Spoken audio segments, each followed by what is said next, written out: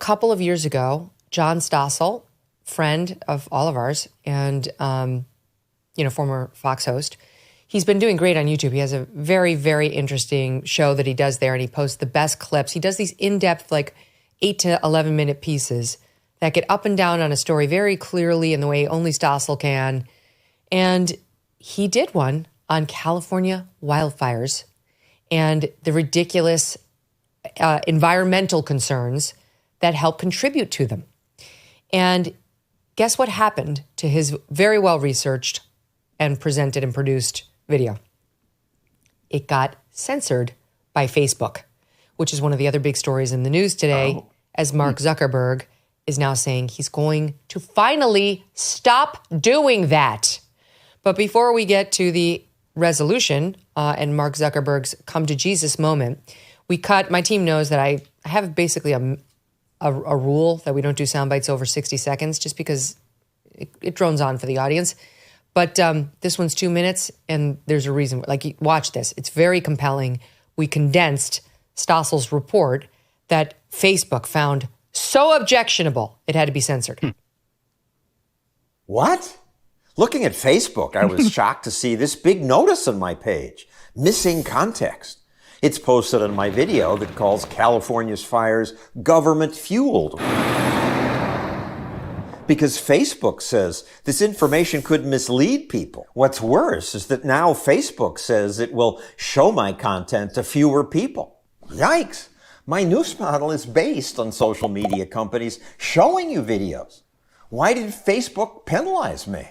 I click the button that says, see why. It goes to a page from a group called Climate Feedback that writes about climate change and claims to sort fact from fiction. Facebook gives this little group power to cut me off? Yeah, Climate Feedback posted this statement in quotes, as if it's something I said, and calls that statement misleading, saying it misrepresents a complex reality. Well, it does, but I never said that. I actually said, climate change has made things worse. California's warmed 3 degrees over 50 years. Facebook's letting activists restrict my views based on things I never said. I tried. I emailed the editor. She didn't respond. But 2 of 3 scientists listed as reviewers did agree to interviews. You're smearing me based on something I didn't say. Yeah, I mean, I've never commented on your article. That was a shock. He hadn't even seen my video. If this is implying that we have reviewed the video, then this is clearly wrong. There's something wrong with the system. He said my video was probably flagged because I interviewed environmentalist Michael Schellenberger. And you're not allowed to do that. You can't talk to Michael Schellenberger and have your video live on Facebook. And if memory serves, it's been a couple years since I saw the original piece. But they admitted that they made a mistake, and then they still wouldn't back down on the censorship. He caught them in fake censorship, based on nothing, mistakes of theirs, and then they still refused to let the video, have the full circulation and not be censored. So it was an absurdity. It's things like that in part got us into this mess in California. It's yet another thing that the left has said over the past 10 plus years we're not allowed to discuss. You can't listen to Michael Schellenberger, former Greenpeace activist, former Obama administration partner on the Solyndra green window deal, which he learned firsthand was a disaster, which is what turned him more into, I don't want to call him a man of the right, but just a man of reason, saying these policies suck. What are we doing? We're ruining the earth in the name of green energy, and it's having the opposite effect. So he gets banned. Stossel gets banned. We can't have honest discussions about wildfires. And now my friend's home is burned to the ground. Great, Mark Zuckerberg. I think cool, Mark Zuckerberg. Welcome to our free speech party, but you're a day late and $1 short. Well, I mean, let's be honest that he has also been as browbeaten as any executive in the country for the last, basically since November, whatever the day it was after the election in 2016, because the left absolutely freaked out and blamed Russia and Cambridge Analytica and Vladimir Putin and the cookie monster living under their bed for Donald Trump winning, which is a very huge and horrible shock to him. And by that point, Facebook was large enough that it did what large companies tend to do, which is don't kick me too much and don't do anything that gets rid of my dominant position in the market. And, oh, do you want some regulations? I'll help you write them. That's what big incumbents tend to do. And so he played ball because he was pressured to play ball, but also that it was sort of expedient for him. I'm happy that he turned. Everyone should go watch that video if you haven't, and I'm sure you played some of it yesterday or we'll No, play I'll show some soon. of it in a minute. His hair, if nothing else, is just fantastic, and I applaud him for it. And he's been describing himself as more as a libertarian over the years, which is very good. And this is a moment where, like, it's kind of crystallizing a certain cultural vibe shift, if nothing else. But I would caution people, and that cultural vibe shift to me is that the culture of free speech is reasserting itself, whether the institutions of free speech are doing that, whether the incoming administration is going to be good for free speech. There's many reasons to think that it won't be good for free speech, just in the way that the FCC incoming chairman or going to be chairman has talked about a couple of things. But table that for a second. That's an important thing. The culture of free speech is crucial to what all of us do. And to have social media companies now coming around to where Elon Musk has already been, and he's a weird person too on some of these issues, but broadly speaking, he has thrown open rather than restricted the amount of speech on his platform. And Zuckerberg even said that he's going to adopt the same kind of community notes system that Musk has on Twitter, which is probably the greatest innovation in the Musk era. It's just like real-time fact checking what Wikipedia was supposed to be back in the day on some level. But it's so funny. It's so funny that you should say he's playing, but he's playing ball in the free speech, pond the same way Steve Martin's son, Kevin Buckman, was playing ball in the movie Parenthood when Steve Martin made him. Remember, playing third base or whatever it was? And it was a disaster. Poor Kevin Buckman was humiliated, but he had to do it because his dad made him. There was a happy ending ultimately, but he was made. You're right. He was brought to heel, which is great. We'll take him however we can get him. I feel like it's more genuine. It's looking at the video, it feels kind of more genuine. I don't actually want him to be responding to government pressure in any direction, whether it's in a way that's positive or negative. I don't think it's government pressure. I don't think so either. But I'm just saying I wouldn't want that to happen. That's what the left is now describing this, that he's capitulating and he's being brought to heel. I don't necessarily think that is the case. I don't know. He's being brought to heel by us, not Trump. I absolutely hope so. And I would commend people briefly to go and read Matt Taibbi on this, who's been obviously one of the best chroniclers of the way that governments, especially in the Biden era, has put unholy amounts of pressure on social media companies to ban things. I mean, Rand Paul couldn't go on YouTube to say that, hey, masking studies are not really all that. They would ban it for 6 months after that. It's crazy what takes place. We're still unraveling that. But what Taibbi argues is that perhaps Zuckerberg, in the way that he's talking about this, wants to partner with Donald Trump in a way that is actually good and not bad. And that is, there's a lot of Western European and other country efforts to make a sort of transnational anti-speech or sort of anti-misinformation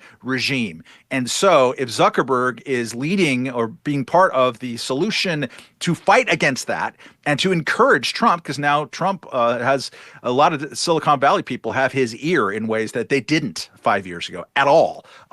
If they can encourage him to resist any American cooperation, and in fact, active American resistance to any attempts to be as horribly anti-free speech as the UK has become, then that can be a really good thing, I think. Which Zuckerberg actually mentions too. Yes. Wait. So let me play a little bit of the Zuckerberg mea culpa admission announcement of the end of his censorship regime. The recent elections also feel like a cultural tipping point towards once again prioritizing That's a lot speech. of hair. We tried in good faith to address those concerns without becoming the arbiters of truth. But the fact checkers have just been too politically biased and have destroyed more trust than they've created. We're going to simplify our content policies and get rid of a bunch of restrictions on topics like immigration and gender that are just out of touch with mainstream discourse. What started as a movement to be more inclusive has increasingly been used to shut down opinions and shut out people with different ideas, and it's gone too far. YouTube, your move. Yeah. Your move. C-3PO is on the right side of speech. I want to do the things. It's like, what? He's a robot. This is, by the way, there's a lot of people trying to read Mark Zuckerberg here, and it's like now he's bowing down to Trump. If it's any indication of the people I think that Matt and Camille and I have talked to, and Megyn, I'm sure this is true of you too, that after the kind of Me Too movement, after the so-called racial reckoning, all of these things that companies were doing, after the 2016 election of Donald Trump, and when they kind of unwound those things, the number, I'm thinking of very specific people in my mind right now too, who have come to me and said, yeah, no, we never believed that. It was just like we kind of had to do that in the moment. And they're admitting to their own cowardice. And it's not a great position to be in, but it could be very well be true. And I can't look into his brain and figure out why he's doing this, but it could very well be true that Mark Zuckerberg never believed the stuff that he was implementing on Facebook. And then we had something like COVID. And COVID is a really key component here because when it comes to trust in the media, it's been low for a long time. Its lowest ebb has been after COVID. Incredibly low trust in media because people were actually paying attention. If you you have to wear masks, you have to stay inside, your kids can't go to school. So you're actually checking this stuff rather than it only being left to a very narrow band of people who care about this stuff and whether the fact checkers and whether the experts are right about this stuff. So that kind of buckled people's impression of what these experts are. And so when experts, quote unquote, are coming onto Facebook and saying, no, the expert says this isn't true, we don't have that trust anymore. But to the Stossel thing, one final point is that look at the way they did this. It omits context. Has anyone here ever written an editorial? I know all of us have. What do you do when you write an editorial? Why is the newspaper not this big, but this big? Because you have to, by nature, omit context in everything that you do. So therefore, it is a weapon to wield against anyone at any time. Of course, it's not going to have context for everything. You have to leave certain things out and say, hey, the general narrative is this. I'm going to inform you about some other opinions. And then the fact checker comes in and says, well, why didn't you include the initial narrative? That is unbalanced, as it were. And this is the kind of nonsense game that these people were playing, and people were wising up to it. And that's the other reason that they backed away from it. Yeah, I think I'll never forget the day that Facebook announced they were going to start fact-checking presidential ads. This was years ago. This isn't this election cycle. And I remember standing there in my kitchen saying, this is a huge mistake. This will not end well. They are not in a position to do this. Let the candidates slug it out and call each other liars. Let community notes pop up, however. But Facebook cannot do this. And it was the beginning of the end for Facebook's political feed, their news feed, which they don't really do anymore. Like we've been on Facebook for years, and I never used it as a big tool to promote the show, so I wasn't as hurt by this by some others, as some others in this sphere. But they basically completely, depressed any and all circulation of news, like about a year ago. And it's seriously hurt a lot of right-wing podcasts, which had been using Facebook to promote their brand. And that was like a culmination too of just their fact-checking attempts and how poorly they were going. And once you step a foot in this lane, it's just a freaking disaster. In the United States of America, this shit doesn't work. But Camille, you wouldn't know that from the reactions to Zuckerberg's announcement. I'll just give you one, which is my favorite. Here's the headline. Okay. Fact checker condemns Facebook for cutting ties with first responders of the internet. What? Yeah. Describing themselves as the first responder. Yes. The greatest heroes, the greatest champions of internet freedom are the fact checkers. You know what's funny? I haven't talked to Mark. I haven't talked to Jeff Bezos, but I have traveled in a lot of circles with some of the people that they've been friendly with. Mark Andreessen and Peter Thiel are people who have known Zuckerberg for years. Were early involved in Facebook and were on the board for years. I think there's plenty of reason to believe that a lot of people have, over the course of the recent years, done many things that they didn't really believe that they should be doing, that they did it out of fear or concern, that they simply couldn't get away with pushing back against certain things. And they feel newly liberated to actually push back and assert a bit of power and say, yeah, we're not going to do those things anymore. You know how much my family and I love our dogs. Yes, even Strudwick. He was so sweet on our vacation. I can't imagine life without them. These guys have a great life, but some dogs are not so lucky. And this is why I'm so glad to tell you about Delta Rescue, the largest no-kill, care-for-life animal sanctuary in the world. They have rescued thousands of dogs, plus cats and horses too. They provide all the animals with shelter and safety, and most of all, with love. And they've been doing it for more than 45 years now. Delta Rescue relies solely on contributions, and giving can bring tax benefits to you too. Speak with your estate planner about how you can grow your estate while helping animals in need.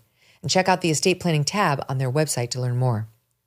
We love our Thunder and Strudwick, but would like for other dogs who need love to find it too. Visit deltarescue.org today to learn more. That's deltarescue.org. Thanks so much for watching. If you like what you just saw, hit the subscribe button for more clips and full episodes.